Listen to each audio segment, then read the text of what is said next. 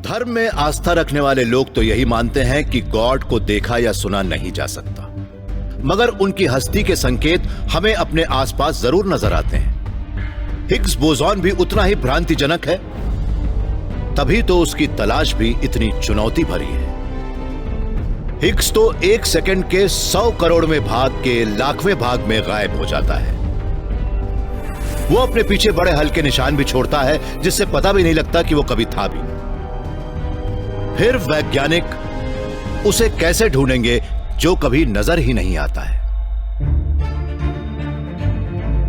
जब फिजिसिस्ट जो इन कैंडेला छोटे थे, तब इनके पेरेंट्स इन्हें एक ग्लास स्कल्पटर बनाना चाहते थे। बचपन में मुझे आर्ट से काफी लगाव था। मेरे मम्मी पापा भी मेरा हौसला बढ़ाते थे, उन्हें भी आर्ट से लगाव था। बाद में मुझे पता लगा कि मेरा एक फेवरेट ग्लास ब्लोअर असल में एक केमिस्ट है। तब मेरा मन भी कॉलेज में केमिस्ट्री पढ़ने का होने लगा। मैंने केमिस्ट्री की पढ़ाई शुरू की तो फिजिक्स भी पढ़ने लगा। वो मुझे बहुत पसंद आया, बहुत मजा आता था मुझे लगा हाँ, यही तो पढ़ना चाहता था मैं। जो आज LHC में चल रहे 2 मेजर एक्सपेरिमेंट्स में से एक के लीडर है। ये अब दुनिया भर के हजारों फिजिसिस्ट्स को डायरेक्शन देते हैं। सबकी मंजिल एक ही है, ये पता लगाना कि हम जो कुछ देख रहे हैं उनका वजूद कैसे है। हम यहाँ पर यह समझने की कोशिश कर रहे हैं कि ब्रह्मांड में हमारी हैसियत क्या है, इसकी हर चीज कैसे बनी है और वो वैसे कैसे बनी है जैसी आज है। जो को यकीन है कि LHC से इन सवालों का जवाब मिल जाएगा। LHC में जो कोलिजन्स हो रहे हैं वो उन एनर्जी कंडीशंस जैसे ही हैं जो बिग बैंग के ठीक बाद थे। वैज्ञानिक उन पलों की एक झलक देखना चाहते हैं जब हिग्स फील्ड चला था और पूरे ब्रह्मांड में फैल गया, जिससे मैटर बना, स्टार्स बने और आखिर में हम बने। हिग्स फील्ड की उस फोर्स को हिग्स बोसॉन ही कैरी कर रहे थे। एक बोसॉन का पता तभी लग सकता है जब उस फील्ड में एनर्जी डिस्टर्बेंस हो। हमने देखा कि हिग्स किसी न किसी तरह से हमारे पूरे ब्रह्मांड पर असर डाल रहा है। वो चाहे जिस हाल में हो, ये पार्टिकल्स किसी न किसी तरह से नजर आ ही जाते हैं। ऐसे में अगर हम एक LHC जैसा एक्सेलरेटर लेते हैं और उसे जरूरत भर की एनर्जी देकर प्रोटॉन्स को आपस में टकराते हैं तो हमें उस फैब्रिक से एक हिग्स पार्टिकल मिल सकता है जिसकी हम स्टडी कर सकते हैं। जैसे कि कांच की इन गोलियों में बहुत कुछ भरा हुआ है, उसी तरह से LHC में आपस में टकराने वाले प्रोटॉन्स में भी बहुत कुछ भरा होता है। वो पार्टिकल्स जिन्हें क्वार्क्स और ग्लूऑन्स कहते हैं। जब प्रोटॉन्स आपस में टकराते हैं तब उनसे हजारों पार्टिकल्स बाहर निकलते हैं। उसकी स्टडी कर पाना बहुत मुश्किल है क्योंकि टूटे कांच के ढेर में उन्हें ढूंढ पाना आसान नहीं है। हम कुछ खास पैटर्न ढूंढ रहे हैं, वो एनर्जी जिससे मलबे के पार्टिकल पूरे डिटेक्टर में अलग अलग तरीके से बिखरते हैं। एक हिग्स के लिए हमें उस डीके के हिसाब से स्पेसिफिक पैरामीटर्स चाहिए। मगर गॉड पार्टिकल्स ने भी फिजिसिस्ट्स को खूब छकाया है। इससे पहले कि उसका पता लगे वो गायब हो जाता है। हिग्स में करीब करीब फौरन ही डीके हो जाता है। उसकी जिंदगी इतनी छोटी होती है कि हम उसे मेजर भी नहीं कर सकते। हमें उसका पता उसके डीके प्रोडक्ट से लगता है। हिग्स का पता लगाने के लिए जो जैसे फिजिसिस्ट्स को प्रोटॉन कोलिजन्स के बाद की तबाही को देखना पड़ता है, क्योंकि उससे ही पता लग पाता है कि ओरिजिनल पार्टिकल्स क्या थे। अगर जो इस ग्लास कोलिजन के मलबे के हर पीस को एनालाइज कर पाए और उसकी ट्रेजेक्ट्री या प्रक्षेप पथ का अंदाजा लगा पाए, तभी ये उस टक्कर से बची चीजों के आधार पर उस क्रैश को रिकंस्ट्रक्ट कर सकते हैं। हमें जो इंटरैक्शंस दिखते हैं उनमें से ज्यादातर तो फौरन ही पैटर्न बनाते हैं जो हमें खास इंटरेस्टिंग नहीं लगते और हम उन्हें रिजेक्ट कर देते हैं। उस लिहाज से हम ज्यादातर कोलिजन्स को तो रिजेक्ट ही कर देते हैं। सिर्फ उन्हीं कोलिजन्स की स्टडी की जा सकती है जिनके प्रोटॉन्स के कंपोनेंट्स अच्छी तरह से अलाइंड हों। अगर एक प्रोटॉन के अंदर का क्वार्क किसी और के अंदर मौजूद क्वार्क से सीधा टकराता है, तब करीब करीब सारी एनर्जी एक ही जगह पर कॉन्सेंट्रेट होती है। इससे हिग्स फील्ड में एक इतना स्ट्रॉन्ग रिपल बनता है जिससे हिग्स बोसॉन बन सकता है। मगर ऐसा कोलिजन शायद कभी नहीं हो पाता। ऐसा बहुत कम ही होता है, बहुत ही कम।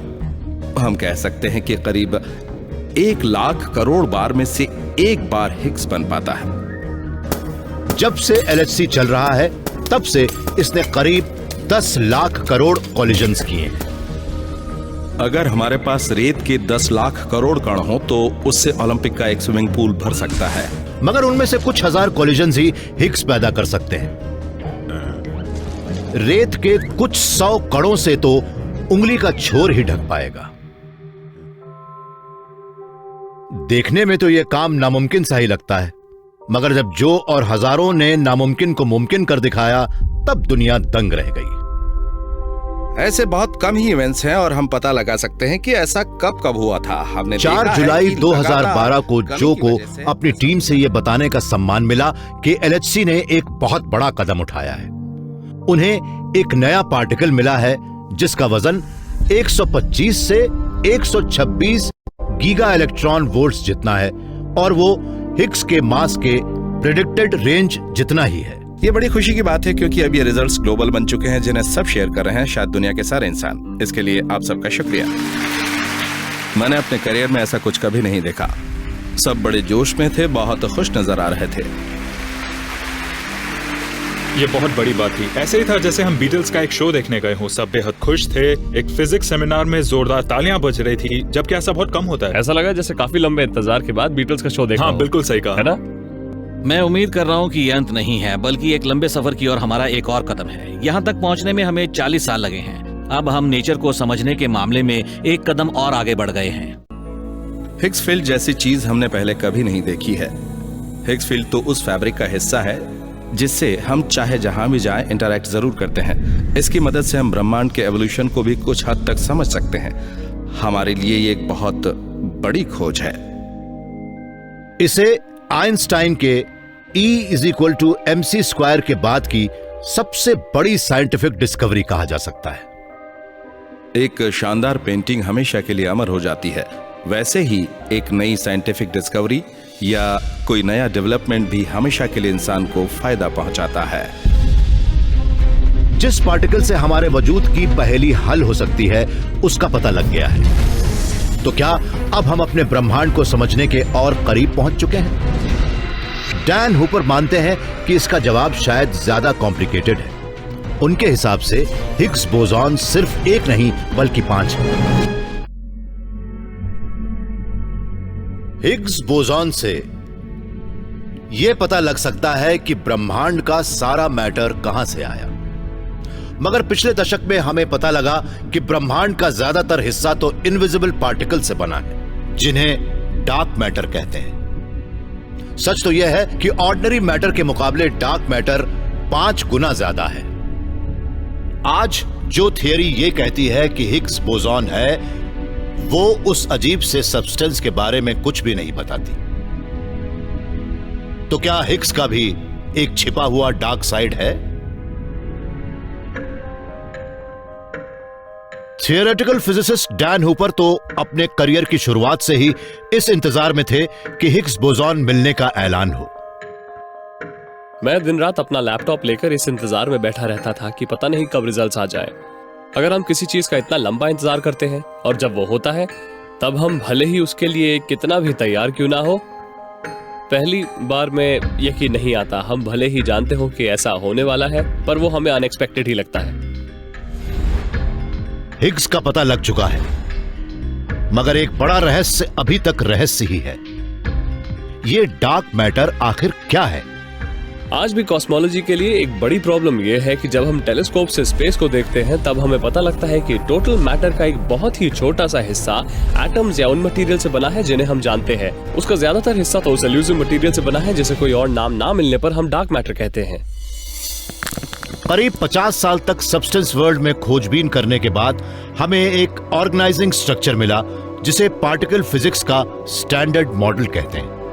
साइंटिस्ट को मैटर के 12 फंडामेंटल पार्टिकल्स मिले जिनके फर्मियॉन्स बराबरी से क्वार्क्स और लेप्टॉन्स में बटे थे। 4 पार्टिकल्स ऐसे हैं जो इलेक्ट्रिसिटी और मैग्नेटिज्म जैसी फोर्स को ट्रांसमिट करते हैं, उन्हें बोसॉन्स कहते हैं।